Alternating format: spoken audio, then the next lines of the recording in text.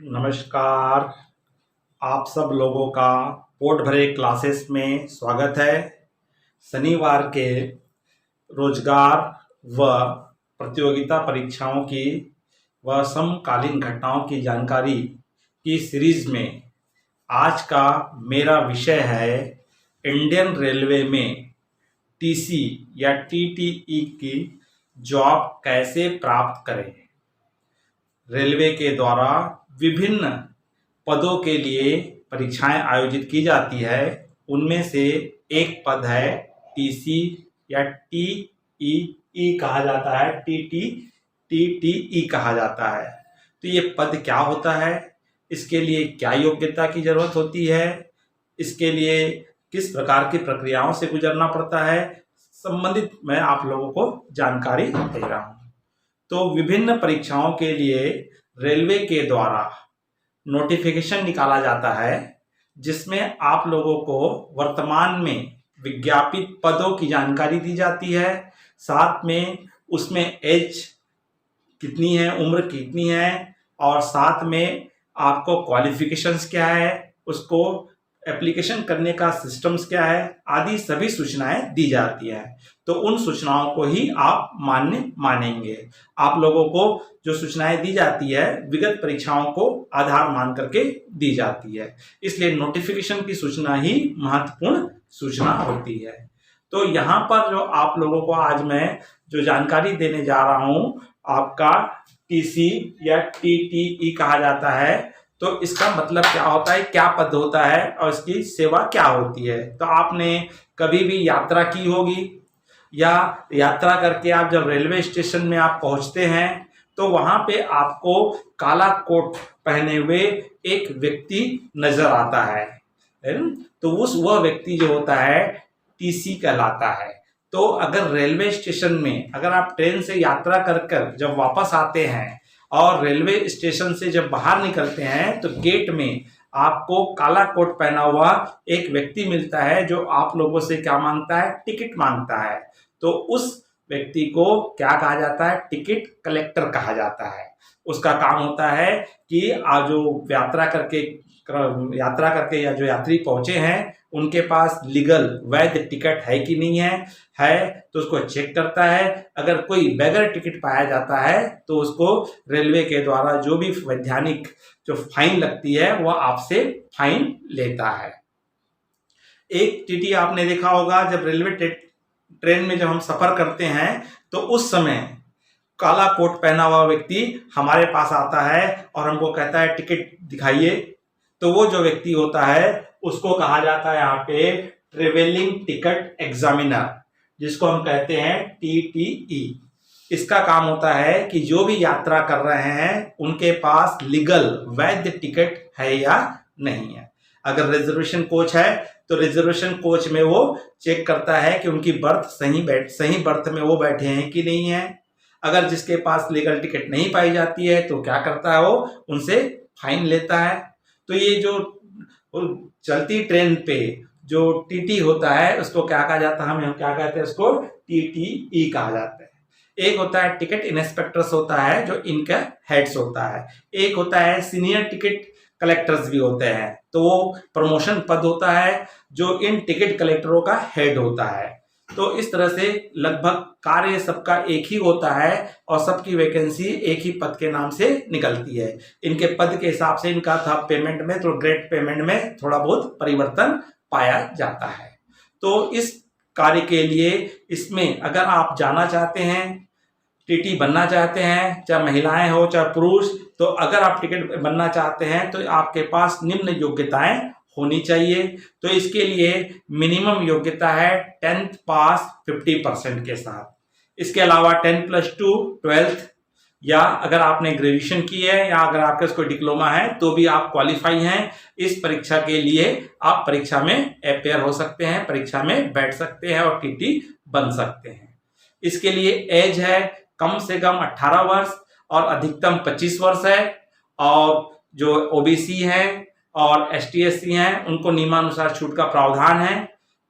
और इसके लिए आपको कुछ प्रक्रियाओं से गुजरना पड़ता है। और इनका वेतन क्या है, तो इनका वर्तमान में जो वेतन ग्रेड पे के हिसाब से इनका वेतन रहता है, तो इनका लगभग एवरेज जो है 30,000 के आसपास इनकी सैलरी बनती है। अगर आप न्यू अपॉइंट्स हुए हैं तो 25 से 30,000 के बीच में आपकी एवरेज बनेगी। इसके साथ साथ रेलवे की तरफ से इनको बहुत सारी सुविधाएं प्राप्त होती है। इन्हें रेलवे क्वार्टर्स मिलता है रहने के लिए। इसके अलावा इन्हें इनके परिवार को या खुद के लिए कहीं भी भारत में कहीं भी किसी भी ट्रेन में अगर यात्रा करने के लिए फ्री पास की सुविधा होती है और साथ में विभिन्न प्रकार के अलाउंसेस भी मिलते हैं।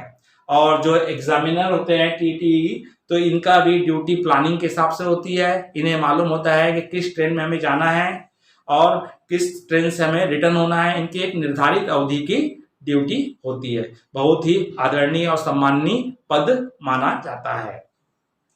इसके लिए हमको जो प्रक्रियाओं से गुजरना पड़ता है, तो इसके लिए जो आरआरबी जो हमारी होती है, रेलवे रिक्रूटमेंट बोर्ड्स होती है, इनके विभिन्न जोन हैं और प्रत्येक जोन में एक इनका रिक्रूटमेंट ऑफिस है, कार्यालय है। तो इन रिक्रूटमेंट जोन के द्वारा, आरआरबी के द्वारा, प्रत्येक जोन के द्वारा अलग अलग पदों के लिए वैकेंसी, अलग अलग क्षेत्र के लिए वैकेंसी निकाली जाती है। तो आपके जो नियरेस्ट में है उस जोन की आप वैकेंसी में आप क्या कर सकते हैं, अप्लाई कर सकते हैं। तो आपको अप्लाई करेंगे तो आपको किन किन प्रक्रियाओं से गुजरना पड़ेगा। तो पहले आप लोगों की रिटन एग्जामिनेशंस होती है। तो जो रिटन एग्जामिनेशन होती है वो 2 स्टेज में होती है। तो इस परीक्षा को हम कहते हैं कंप्यूटर बेस्ड टेस्ट कहा जाता है, सीबीटी कहा जाता है। कंप्यूटर ऑनलाइन एग्जाम्स होती है और ये इसमें मुख्यतः विषय जो आते हैं उनमें general awareness, mathematics, general intelligence and reasoning, तो ये पेपर्स होते हैं। तो ये जो पेपर होते हैं स्टेज 1 और स्टेज 2 प्रक्रियाओं से होता है। तो स्टेज 1 जो होती है एक प्रकार से आपको स्कैनिंग टेस्ट होता है। इसमें पास होने वाले निर्धारित अगर आपने कटआउट क्लियर कर जाए हैं, निर्धारित अंक प्राप्त कर लेते हैं, तो रेलवे आपको सेकंड एग्जाम के लिए एप्लीकेबल पाती है और आपको सेकंड स्टेज की एग्जाम देनी होती है। तो जो फर्स्ट एग्जाम्स होगा, फर्स्ट स्टेज की एग्जाम्स होगी, जो स्क्रीनिंग टेस्ट के रूप में लिया जाता है, तो उस टेस्ट में आपको जनरल अवेयरनेस के 40 प्रश्न पूछे जाएंगे। प्रत्येक 1 अंक का होता है और इस 40 अंकों के होते हैं। और दूसरा होता है मैथमेटिक्स का पेपर होता है जिसमें 30 प्रश्न पूछे जाएंगे। प्रत्येक पे 1 अंक होता है, 30 अंकों का होता है। और जनरल इंटेलिजेंस एंड रीजनिंग के पेपर्स होते हैं, उसमें आपको 30 क्वेश्चंस रहेंगे और 30 नंबर्स करेगा। तो आपका पेपर कंप्लीट एक ही रहेगा। इसमें 3 पार्ट में आपको एक क्वेश्चंस दिए रहते हैं। तो कुल मिलाकर के आपको 100 प्रश्न पूछे जाएंगे, 100 प्रश्न पूछे जाएंगे और इनमें जो नंबर भी कितना है, 100 अंकों का ये प्रश्न पत्र होगा।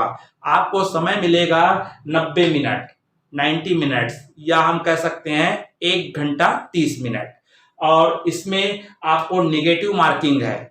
आप जितने गलत प्रश्न करेंगे उनका 1/3 आपके राइट आंसर में से क्या कर दिया जाता है, माइनस कर दिया जाता है। इसलिए हमको सही आंसर को ही चुनना चाहिए, सही आंसर देना चाहिए, क्योंकि ऑब्जेक्टिव टाइप्स में आपके विकल्पित प्रश्न इसमें आपको दिए रहेंगे। अगर आप स्टेज 1 क्लियर हो जाते हैं और रेलवे के द्वारा निर्धारित कट आउट को आप क्रॉस कर जाते हैं, तो आपको सेकंड स्टेप के लिए एक आवेदन करना होगा और आवेदन करने के पश्चात आपकी निर्धारित डेट दी जाएगी कि इस तारीख से आप लोग का सेकंड स्टेज एग्जाम होगा। तो उस एग्जाम में भी आपका प्रश्न पत्र वही रहते हैं, सिलेबस भी वही रहता है, मात्र क्वेश्चंस का जो क्वेश्चंस के स्टैंडर्ड बढ़ जाते हैं और क्वेश्चंस बढ़ जाते हैं। तो आपका जनरल अवेयरनेस का क्वेश्चन जो होगा सेकंड स्टेज के एग्जाम में प्रश्न 50 पूछे जाएंगे, जो प्रत्येक प्रश्न 1 अंक का होगा। और मैथमेटिक्स में आपको 35 क्वेश्चंस पूछे जाएंगे और इनके भी अंक क्या होंगे, प्रत्येक पे 1 अंक है, 35 अंक के होंगे। और general intelligence and reasoning test जो होता है वो भी आपका 35 मार्क्स के 35 क्वेश्चंस रहेंगे और 35 अंक के रहेंगे। तो इसमें क्वेश्चन की संख्या बढ़ जाती है, क्वेश्चन की संख्या 120 है और अंक 120 है, लेकिन समय आपको उतना ही मिलता है जितना पहले एग्जाम में था, अर्थात टाइम जो है 90 मिनट्स, या हम कह सकते हैं 1 घंटा 30 मिनट आपको प्राप्त होगा। यहाँ भी आपको नेगेटिव मार्किंग है और ये परीक्षाएं जो होती है रेलवे की ऑनलाइन कंप्यूटराइज परीक्षा होती है और ये कम से कम 1 महीने से 2 महीने तक कंटिन्यूस चलते रहती है। तो इसमें कई आपके बेचेस होते हैं, तो कई बेचेस में क्वेश्चंस कठिन आते हैं, आ जाते हैं, कई क्वेश्चंस में सरल आ जाते हैं। तो इसको रेलवे अपनी प्रक्रिया के अंतर्गत नॉर्मलाइजेशन करती है। और कई बार यह होता है कि जो हार्ड क्वेश्चंस पेपर होते हैं उनमें कुछ अंक बढ़ जाते हैं, और जो सरल क्वेश्चंस होते हैं उनके क्वेश्चंस क्या हो जाते हैं, कम हो जाते हैं। एक रेलवे की प्रक्रिया है और उसके हिसाब से ही आपका कट आउट डिक्लेयर्स होता है। अगर आप उस कट आउट को आप पास कर जाते हैं तो आप अगली प्रक्रिया में जाएंगे।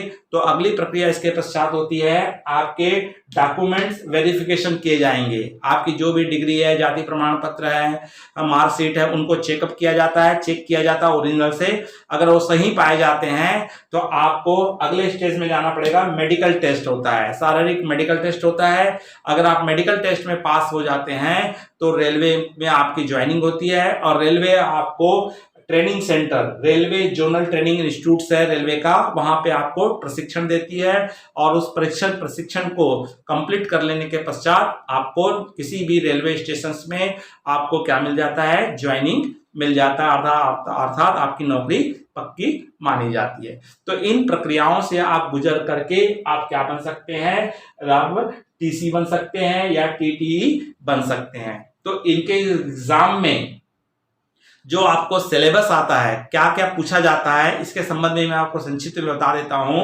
कि जनरल अवेयरनेस का जो पेपर्स होता है, जनरल नॉलेज का, तो उसमें सामान्यतः क्या क्वेश्चंस आते हैं, किस मुद्दे से आते हैं, किससे संबंधित रहते हैं। तो इनमें सामान्य जागरूकता के जो प्रश्न होते हैं उसमें सामान्यतः अंतर्राष्ट्रीय मुद्दे दिए रहते हैं, उनके बारे में जानकारी पूछा जाता है। राष्ट्रीय समाचार के बारे में जानकारी पूछा जाता है। भारतीय संस्कृति, भारत का इतिहास, भारत के आर्थिक मुद्दे, भारत का भूगोल, राजनीतिक विज्ञान, भारत के प्रसिद्ध स्थान, विश्व संगठन के संबंध में, और विज्ञान व नए जो आविष्कार आदि हुए हैं इनसे संबंधित आपको प्रश्न ज्यादातर पूछे जाएंगे। अगर आपको मैथ्स का पेपर भी होता है तो मैथ्स में जो आपको पूछा जाता है, तो मैथ्स में आप मान सकते हैं क्लास 8 टू लेकर के क्लास 10 तक का जो मैथ्स होता है, जनरली उन्हीं मैथ्स में से आपको पूछा जाता है। तो मैथ्स के चैप्टर क्या क्या हो सकते हैं, तो उनमें संख्या प्रणाली है, प्रतिशत है, परसेंटेज है, साधारण ब्याज है, सिंपल इंटरेस्ट है, प्रॉफिट एंड लॉस, लाभ हानि है, डिस्काउंट है, छूट, एवरेज है, आपका समय व दूरी वाला है, डिस्टेंस एंड टाइम वाला है, दशमलव में है, भिन्न में है, अनुपात समानुपात है, टेबल्स और ग्राफ का उपयोग से है, और आपको पार्टनरशिप से संबंधित है, और संख्या के मध्य संबंध किस प्रकार है, इन चैप्टर से रिलेटेड आपको मैथ्स पूछे जाते हैं। और तर्क शक्ति में, रीजनिंग में आपको जो पूछा जाता है उनमें से जनरली वर्णमाला, संख्या, श्रृंखला, संख्या, रैंकिंग, गैर मौखिक श्रृंखला, मिरर छवियां, क्यूब एंड पासा, कोडिंग, रिकॉर्डिंग, अंकगणिती, तर्क, घड़ी व कैलेंडर से संबंधित, निर्णय लेना या रक्त संबंध वाले जो क्वेश्चंस होते हैं वो आपको ज्यादातर पूछे जाते हैं। और इंग्लिश रहता है तो उसमें आपको ग्रामर पूछा जाता है, या सेंटेंस को सुधारना पूछा जाता है, उसमें काल व क्रियाओं के बारे में पूछा जाता है, या मीनिंग और विलोम शब्द आदि के बारे में आपको ग्रामर के बारे में जानकारी पूछी जाती है। तो आप इसके लिए आप खुद स्वयं भी आप अपनी तैयारी कर सकते हैं, या इसके संबंध में कोचिंग सेंटर्स होते हैं तो वहाँ कोचिंग से भी आप क्या ले सकते हैं, कोचिंग ले सकते हैं। और इसके अलावा यूट्यूब में बहुत सारे चैनल हैं जहाँ पे प्रत्येक गणित के संबंध में, तर्क शक्ति के संबंध में, अंग्रेजी के संबंध में अच्छे अच्छे विद्वानों के अच्छे अच्छे लेक्चरर्स के नोट्स भी हैं, उनके लेक्चर्स भी हैं, उनका भी आप सहयोग ले सकते हैं।